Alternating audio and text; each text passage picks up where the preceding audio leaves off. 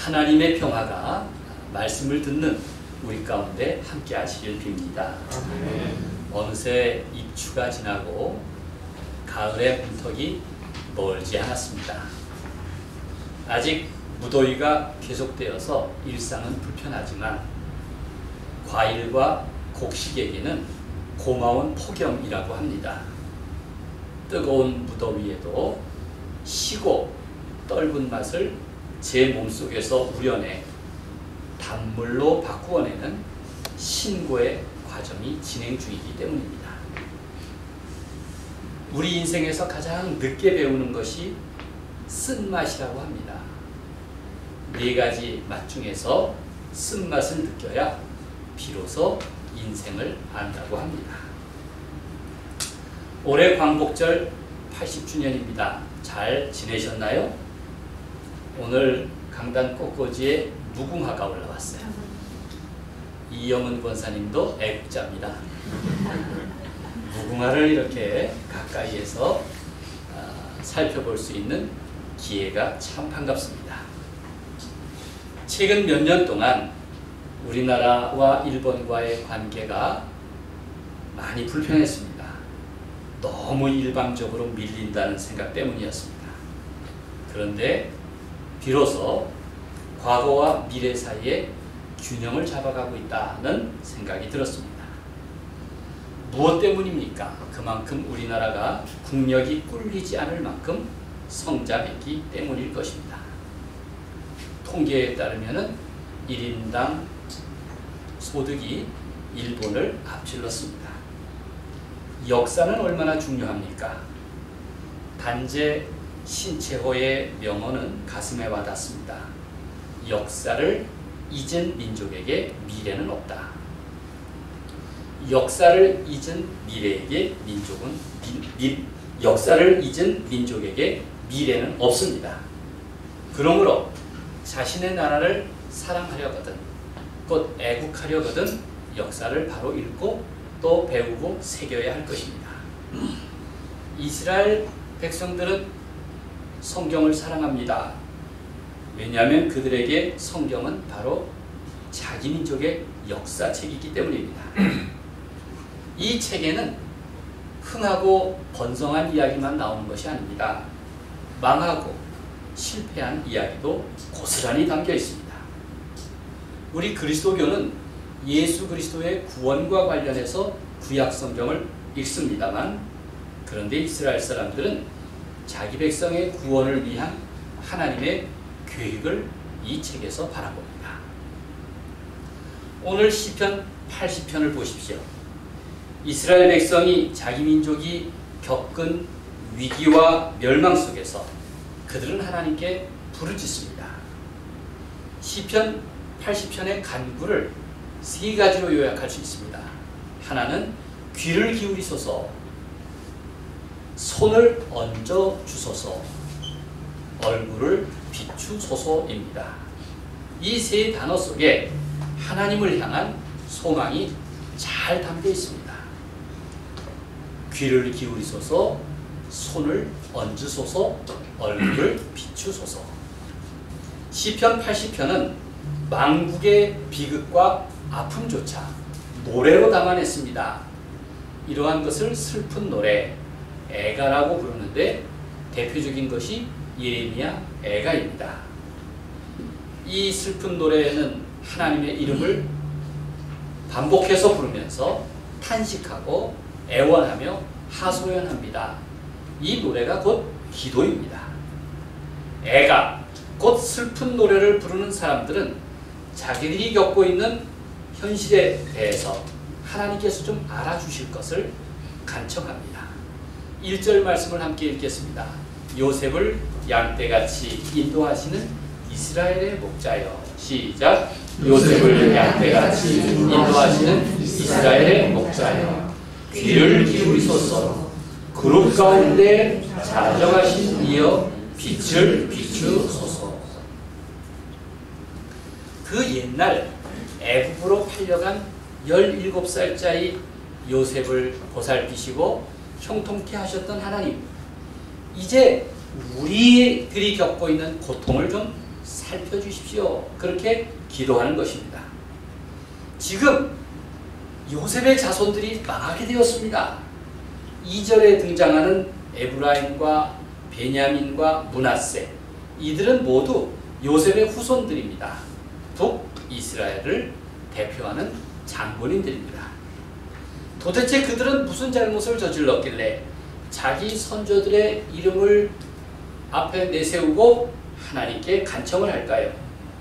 그들은 제멋대로 행동하다가 길을 잃은 양처럼, 머리에 뿔이 따들린 고집스러운 염소처럼 잘못을 저지르고 난 후에 이제는 하나님께 살려달라고 애원하는 처지가 되었습니다.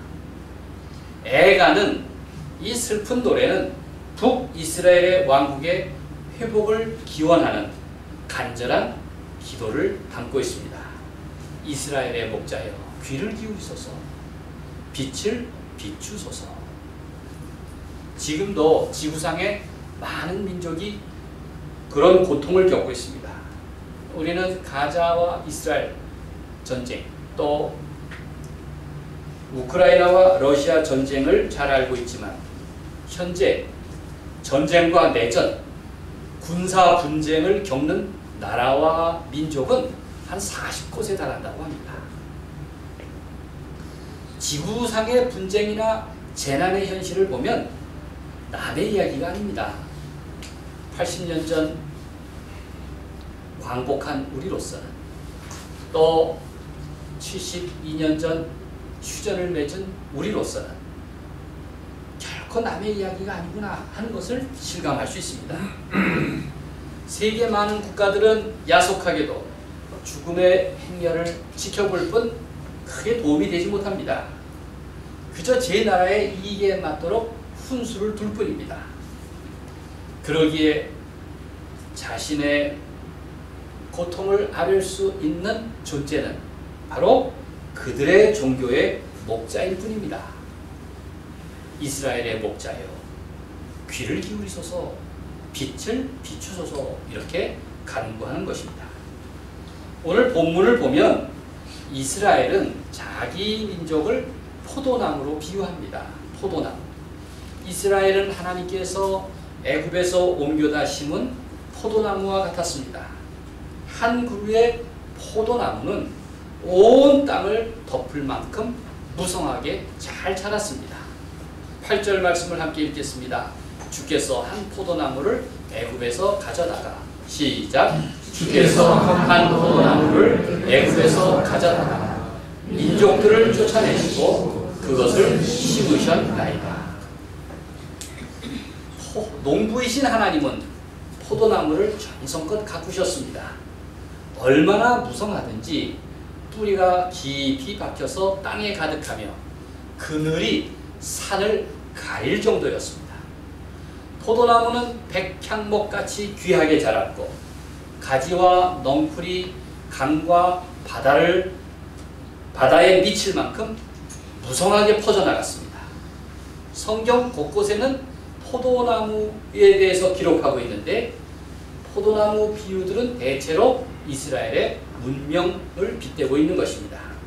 이를테면 이사야 5장 7절 말씀입니다. 무릇 만군의 여호와의 포도원은 이스라엘 족속이요 그가 기뻐하시는 나무는 유다 사람이라, 이렇게 기록합니다. 야곱, 이스라엘 조상 야곱은 죽기 전에 자기 아들 요셉을 이렇게 축복합니다. 샘 곁에 무성한 가지라, 즉 샘 곁에서 자라나는 무성한 포도나무 가지와 같다, 이렇게 빗대었습니다. 또 상속자인 유다에게는 그의 눈은 포도주로 인하여 붉겠다. 포도주가 풍성하니까 그 눈이 포도주 때문에 붉을 것이라, 이렇게 축복하고 복을 빌어주었습니다.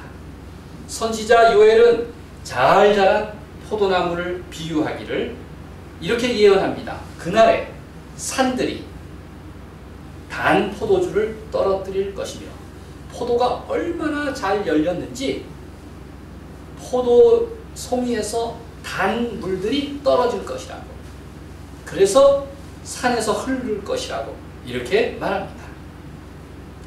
이렇게 좋은 포도주는 종말론적인 기쁨과 삶의 풍요를 미리 맛보는 것입니다.